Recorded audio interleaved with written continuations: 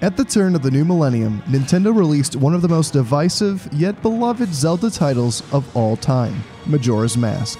Made in little over a year's time, this game was revolutionary in its premise and game design. But why was it so different from every other Zelda game that came before and after it? What was the spark of inspiration for this game? Well, to answer that, let's jump back 2 years to just after the release of Ocarina of Time and take a look at its odd source of inspiration. The year is 1998, and the German action thriller film called Run Lola Run was just released to critical success. Initially debuting at the Venice Film Festival, it went on to win various awards before being picked up by Sony Motion Pictures, where it would be ultimately redubbed and re-released in Japan later that same year. It would inevitably be seen by none other than Yoshiaki Koizumi, a scriptwriter and designer for various Zelda games, including Link's Awakening and Ocarina of Time. The German techno-thriller Run Lola Run not only intrigued Koizumi, but served as the inspirational basis for The Legend of Zelda: Majora's Mask.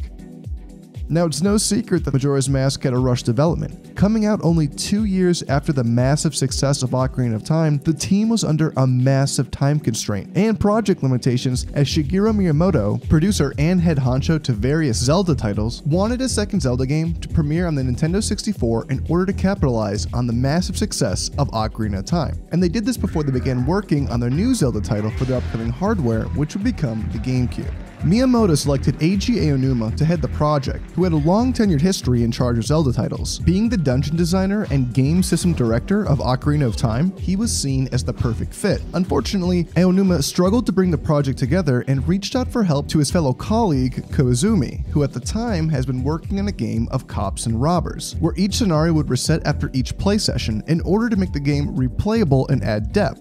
Aonuma was interested in the concept and many of the ideas that he brought to the table, and in discussions with Koizumi, he was able to convince him to co-direct this new Zelda title with him. When discussing inspirations for the game, in an interview with Famitsu, Aonuma reportedly said that Koizumi's pitch was simply, "Hey, what if we made something like Run Lola Run into a game?"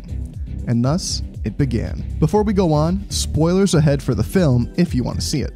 Now, Run Lola Run is a film about a woman named Lola who is forced to relive a period of 20 minutes over and over again in order to somehow attain $100,000 to save her boyfriend's life. In the film, while not explained, she goes through these events 3 times and eventually succeeds on the 3rd and final attempt. Now, while superficially this may sound like Majora's Mask, 3 days to beat the game, 3 tries to save your boyfriend, always resetting time when you fail. Once we dive deeper, it's shocking to see how similar these two really are. Now, Lola, our heroine, is a German punk with a boyfriend named Mani, who gets into deep trouble. Lola has to find a way to recover the $100,000 in order to bail him out before he gets killed by a gang. The 3-day cycle, or rather the 3-attempt cycle, begins when we see Lola rushing against the clock, and this is an obvious comparison. Throughout the film, we are constantly looking at clocks, counting down the minutes until the inevitable occurs. In the game, it's much the same. Clocks are placed everywhere, in shops, minigame areas, and especially in the postman's office. You start the game in a giant clock tower, and there's even a giant clock in our UI. It's inescapable. As Lola rushes to save Mani, she bumps into the same characters over and over again, and her decisions, no matter how small, seem to impact them on a grand scale. These characters have different outcomes depending on how she interacts with them, and on the days she succeeds, she manages to create the best possible outcomes for everyone she runs into. This is very much like Majora's Mask. In fact, you get the Bomber's Notebook that details everyone's days, and there is a large emphasis on pleasing and making these days perfect. And while not required, it is an essential mechanic. Speaking of mechanics, the music also changes. On day 1, it sounds a certain way, but by day 3, it changes again, just like Majora's Mask. Check it out.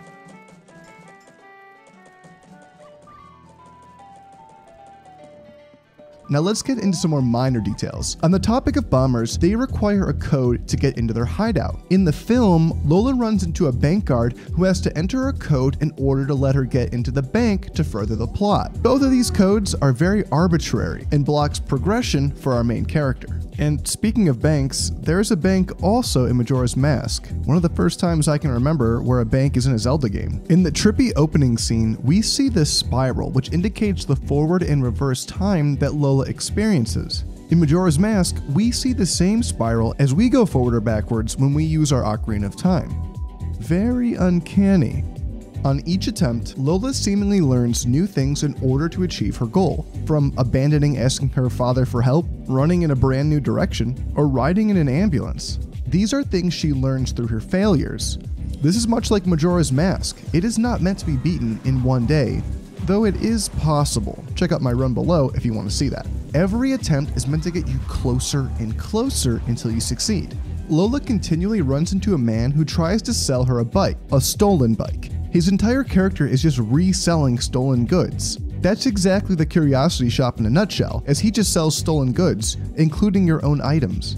Eventually, Lola runs into a casino and wins big in order to get the money. There is a lotto game in Majora's Mask where you can learn the numbers through time manipulation as well. Kinda weird to have a lotto in a Nintendo game. You can go through and pick any number of details and find how they inspired this game. I'm not going to go through all of them, but it's clear that this was a major source of inspiration. Now, one last detail, which is unrelated to the game, is that the credits actually play in reverse for this film. Truly spectacular. Highly recommend you go see it.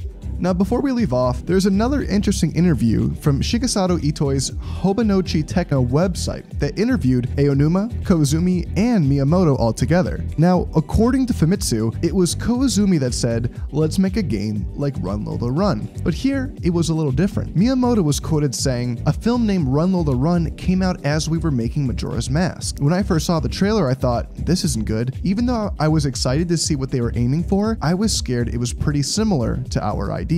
It goes on to say that Aonuma was actually surprised that Miyamoto and Koizumi went to go see the movie, stating that it was their job to go see it. Sounds like a little bit of a contradiction. Perhaps they didn't want to seem like they were stealing ideas. And as similar as they are, I think they're also unique enough to maintain that Majora's Mask is a wholly distinctive property. In the end, whether inspired or not by the film, I'm glad that they ended up making this masterpiece. What do you think happened? Do you think that this film really was the inspiration? Let me know below, but I'll leave it up to you. Until next time, where we'll take a look at some of the behind-the-scenes development of this time-bending game. Also, I am so sorry if I butchered every name I said.